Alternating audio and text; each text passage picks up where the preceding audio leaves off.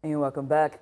Now, with just months to Cameroon's presidential election, the political landscape has been shaken by a major development: the disqualification of prominent opposition leader Maurice Kamto from the race.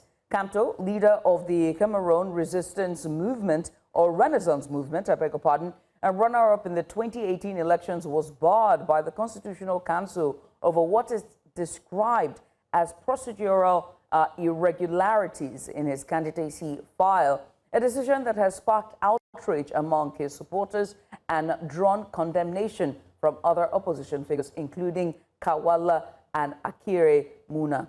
So critics say this move undermines democratic competition in a country where President Paul Biya has held power for over 4 decades. The government insists the process was fair and in line with electoral law.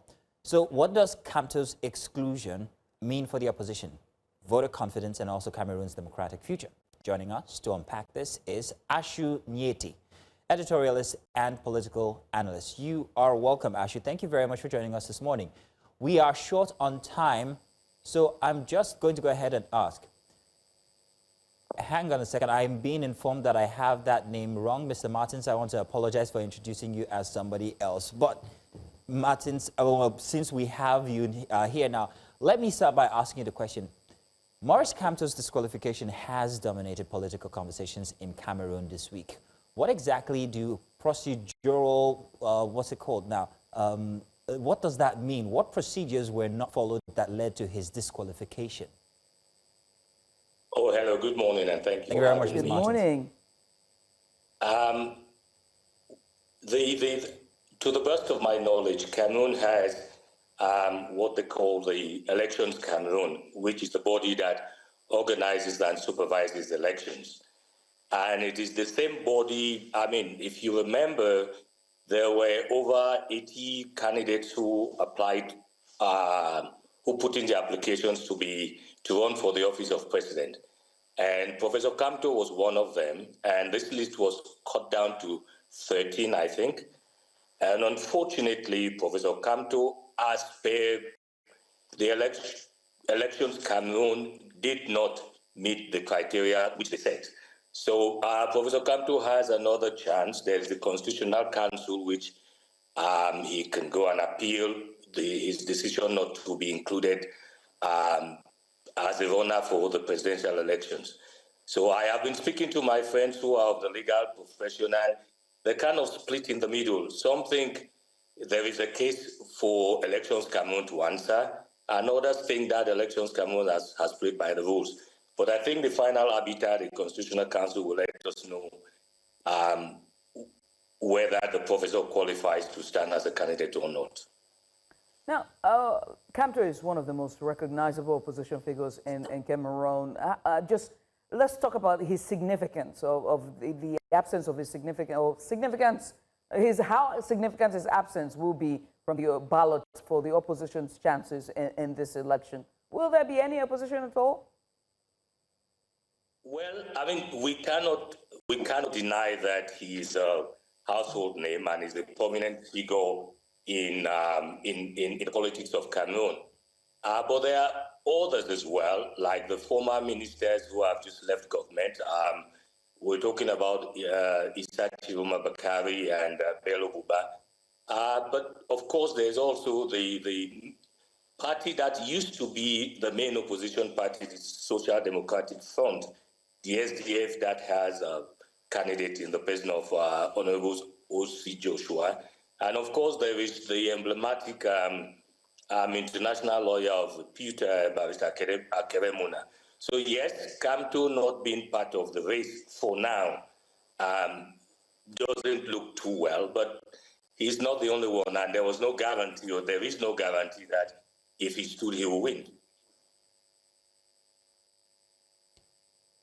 Now, as we're looking at the future, we understand that Kamto has somewhat he's appealed on this disqualification. What do you think the next play will be for the electoral body? Well, if he appeals and his appeal is accepted, then he will be put on the ballot. If his appeal is rejected, then if he genuinely, really wants change in the country, then he should work with the other opposition figures whose names are on the ballot paper and put his weight behind them so the change that he and most Cameroonians seek can come through. He can still have a role to play in the political discourse in Cameroon. He doesn't have to be the king. He can end up being the kingmaker, which is still an important role for someone who wants change. So let's talk about political pluralism in Cameroon. Seeing that Kamto here has been disqualified, do you think that this was an instrument put in place by the current President Paul Biya? Let's ask that difficult question. Well, I tend to have an open mind about these things.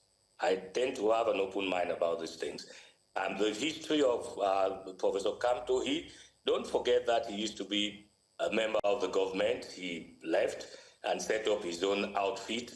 And currently, he's actually applying for the position of his application to be president, to run as a presidential candidate, came not from the party that he set up, but from another party. And that seems to be where the difficulties are, because the party fielded two candidates. I am no legal expert, so my knowledge of this is very limited. But like I said before, I've had opportunities to speak with some of my friends of the legal fraternity, and they are evenly split. Evenly split. But you also said that the way you framed your submission is very interesting. You said you're not too sure about whether or not this was a play or power play by the president himself or those who are interested in the elections come months ahead. But from what we've seen the president do, from what Biya has done, don't you think that this is a dictatorship at this point, and he will crush any opposition if he has to continue to clinch power? Well, I am of the opinion that the problem is not really with the current head of state, but with Cameroonians, because we are the ones who have allowed this particular narrative to fester for the last 40 years. So, the president is doing what he has to do or what he thinks he should do, and it's left for the rest of us, if we don't like what's happening, to fight our corner. I think it's unfair For me to say Kamto has been disqualified authoritatively, I must have enough to go with. And I don't have anything that I can tell you about the speculation that everybody like yourselves are